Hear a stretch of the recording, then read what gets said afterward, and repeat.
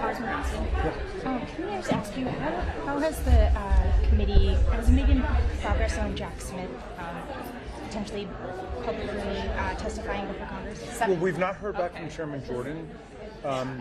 Every special counsel or independent counsel that has ever investigated a president has appeared in public before the full Judiciary Committee, and so we expect that to be the case here as well. It makes no sense to do it behind closed doors.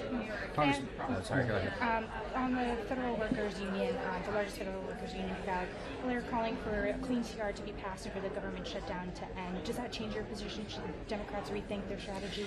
Well, of course, our position from the beginning is that we want to reopen the government as quickly as possible and restore health care to everybody, so we're not eliminating the ACA credit so people can pay their health insurance and so people won't be thrown off Medicaid. So we'll be discussing that, I'm sure, this evening, and we'll be in conversation about how to bring the Republicans back to Washington, back to Congress, and back to the table.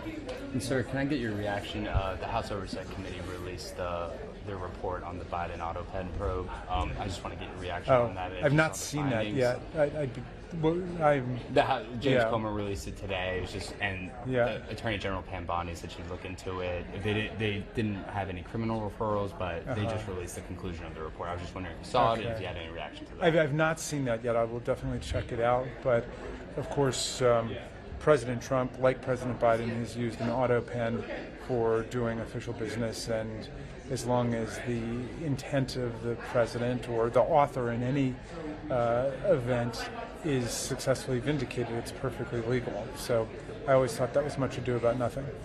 Congressman, I know you kind of addressed this a little bit earlier, but you represent a lot of federal workers who have now called on both sides to end this shutdown. What are you doing to end the shutdown? So, of course, the Trump administration has been dismantling the federal government since January. So my constituents have been so hard hit, whether they're air traffic controllers at the FAA, they're cancer researchers at NIH, they're food and drug inspectors at the Department of Agriculture or the FDA. So we've been fighting to oppose all the violation of the rights of federal workers to make sure that people are paid fairly and people are not fired unfairly outside of the requirements of the civil service. And so everything we've been doing here, and the whole reason that we're in Washington, even though the Republicans are not, is to demand that they come back, reopen the government, restore health care to everybody, and get past this crisis. How do you balance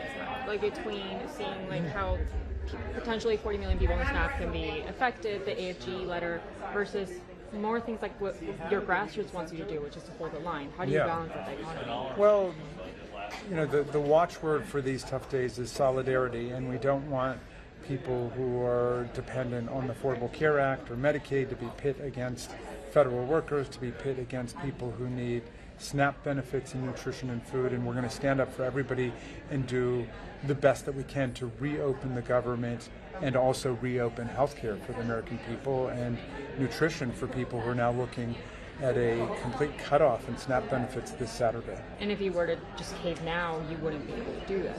We're hanging tough, and we are fighting to bring the Republicans back to the table. There's a lot of erosion within the Republican ranks. It's not just Marjorie Taylor Greene who's saying they need to come back and deal with the healthcare crisis. It's also the whole New Jersey Republican delegation, which sent a letter to Mike Johnson saying that their position is politically disastrous and morally bankrupt. And I agree with that. I think their position is morally bankrupt and it's politically disastrous for them. But we are determined to put an end to the crisis as quickly as possible. I know you're just... I better get in there. Thank you for your time.